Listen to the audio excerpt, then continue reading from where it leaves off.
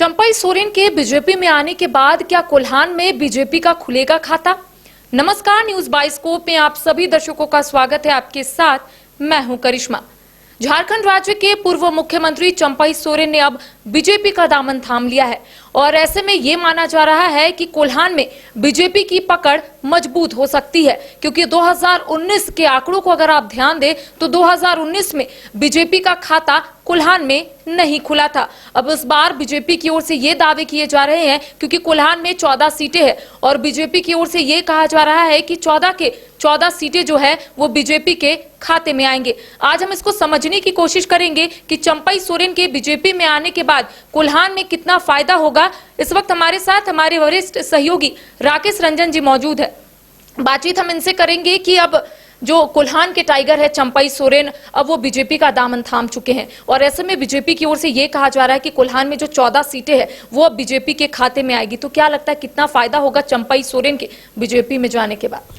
देखिए, चंपई सोरेन चूंकि कोल्हान टाइगर कहे जाते हैं, तो ये तो तय है कि जब वो बीजेपी में आ चुके हैं तो उनके साथ उनके समर्थक जो उन्हें पसंद करते हैं वो लोग भी बीजेपी के पाले में आ जाएंगे। तो इससे एक फर्क तो पड़ेगा, लेकिन सवाल ये उठता है कि ये फर्क कितना होगा। जैसा मैं बार बार इस चीज को कहता हूं कि कई वोटर्स ऐसे होते हैं जो पार्टी के प्रति प्रतिबद्ध होते हैं और वो पार्टी की विचारधारा को मानते हैं। तो वैसे वोटर्स जो होते हैं वो किसी भी व्यक्ति के पार्टी छोड़ने से उसके साथ नहीं जाते, वो पार्टी के साथ ही बने रहते हैं। और इसका उदाहरण हमने कोल्हान में भी देखा है और जेएमएम पार्टी के कई कद्दावर नेताओं ने जब कोल्हान में पार्टी छोड़ी है तो उसके बाद भी जेएमएम की जो है एक बेस आप देखिएगा वो वहां पर बना रहा और वहां वो बेहतर करता रहा। लेकिन ये बात भी सच है कि जब कोई बड़ा नेता छोड़ता है तो उसके फॉलोअर्स ज्यादा होते हैं, तो उनके साथ जो है बहुत सारे समर्थक आते हैं।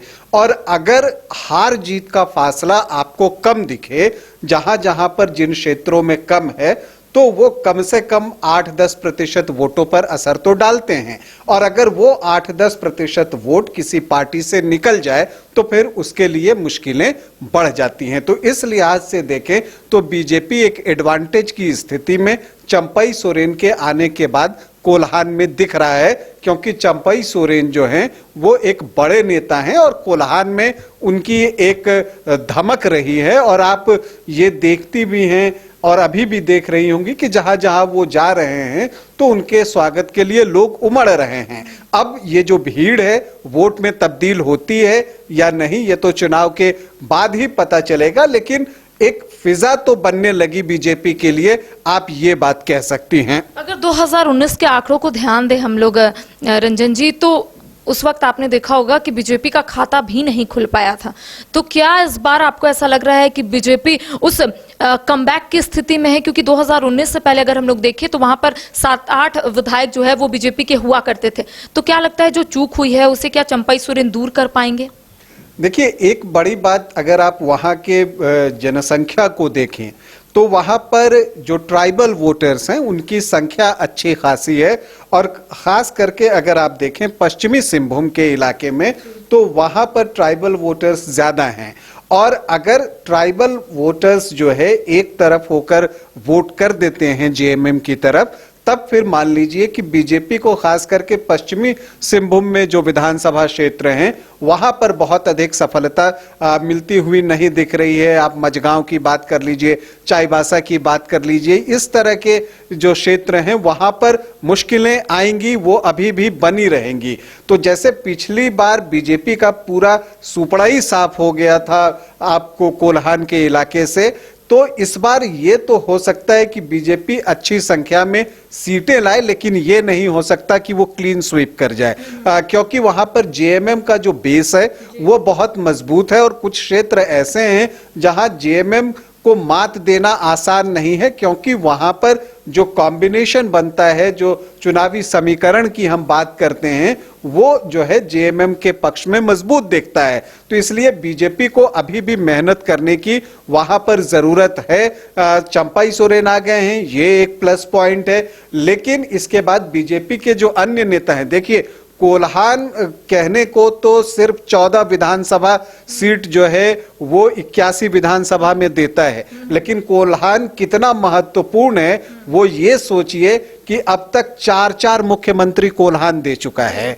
आप अगर शुरू करें तो अर्जुन मुंडा बने, क्या आपको चंपाई सोरेन अभी बने, इनसे पहले जो है रघुवर दास बने, मधु कोड़ा निर्दलीय होते हुए जो है वो मुख्यमंत्री बने। तो 4 मुख्यमंत्री कोल्हान दिया है, तो इससे आप इनकार नहीं कर सकते और कोल्हान के महत्व को आप कम करके नहीं आंक सकते। ये 14 सीटें अगर आप पिछली बार भी देखें 2019 में जहां बीजेपी का यहां सुपड़ा साफ हुआ था, तो उससे क्या बड़ा फर्क आया? बड़ा फर्क ये आया कि सरकार पलट गई, जो सरकार जो है पलटकर जेएमएम की बन गई। तो अगर इन सीटों पर बीजेपी अच्छा कर जाती है तब फिर जेएमएम के लिए मुश्किलें बढ़ जाएंगी।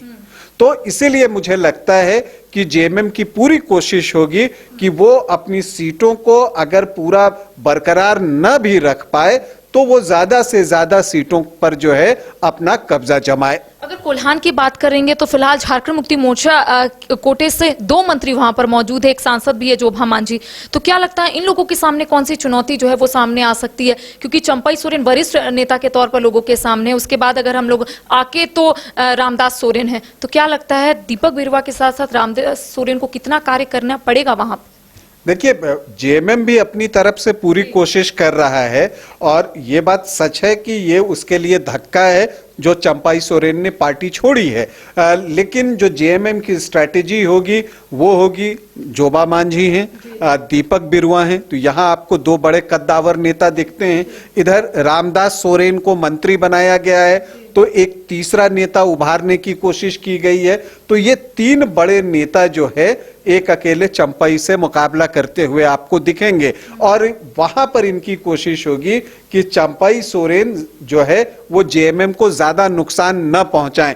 खास करके जेएमएम को जो है आपको पूर्वी सिंहभूम पर ज्यादा फोकस करना होगा। इसके अलावा सरायकेला चंपाई सोरेन का अपना विधानसभा क्षेत्र है। हालांकि सरायकेला में अगर आप चुनावी समीकरण देखें तो अक्सर लोकसभा चुनाव में चंपाई सोरेन के रहने के बाद भी जेएमएम या इंडिया गठबंधन कहिए तो वहां पिछड़ जाता था और खुद चंपाई सोरेन की जीत बहुत बड़े मार्जिन से नहीं होती थी। 2019 की बात आप छोड़ दीजिए तो, लेकिन अब चूंकि वो बीजेपी में आ गए हैं तो जो बीजेपी के वोट थे वो तो उन्हें मिलेंगे, तो एक क्लोज कंपटीशन में वो वहीं आ गए और जब जेएमएम का एक वोट वो अपनी तरफ लेकर आ जाएंगे तो उनकी स्थिति मजबूत हो जाएगी। इसी तरह से खरसावां सीट है, उम्मीद है इस बार अर्जुन मुंडा वहां से चुनाव लड़ सकते हैं, तो फिर वो भी एक चैलेंज होगा जेएमएम के लिए। तो मुझे लगता है कि अगर आप देखें तो पूर्वी सिंहभूम और सरायकेला खरसावां ये जेएमएम के लिए बड़ा चैलेंज होगा।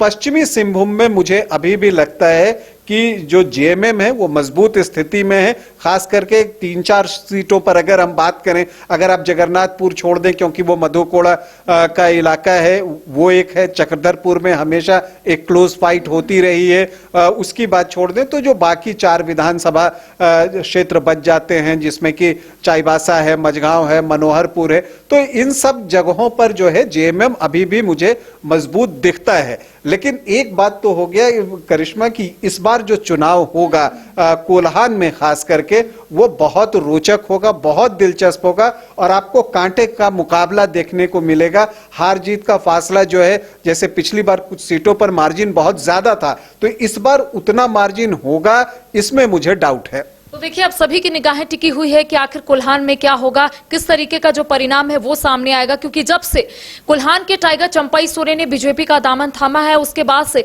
बीजेपी जो है वो यही कहती हुई नजर आ रही है कि इस बार बीजेपी जो है कोल्हान में कमल खिला कर रहेगी। और यही वजह है कि लगातार प्रधानमंत्री का दौरा जो है वो कोल्हान से होता है, उसके बाद वो झारखंड के कई जिलों में जाते हैं और इस बार भी 15 तारीख को जमशेदपुर पहुंच रहे प्रधानमंत्री नरेंद्र मोदी। तो कह सकते हैं कि इस बार बीजेपी की ओर से तमाम जो तैयारियां हैं वो पूरी कर ली गई है। हालांकि आप देख पा रहे होंगे कि चंपाई सोरेन जहां जा रहे हैं वहां पर भीड़ जो है वो देखने को मिल रही है। अब ये भीड़ वोट पर कितना तब्दील होता है ये वक्त बताएगा। तमाम अपडेट हम अपने दर्शकों तक पहुंचाएंगे। फिलहाल हमें दे इजाजत, नमस्कार।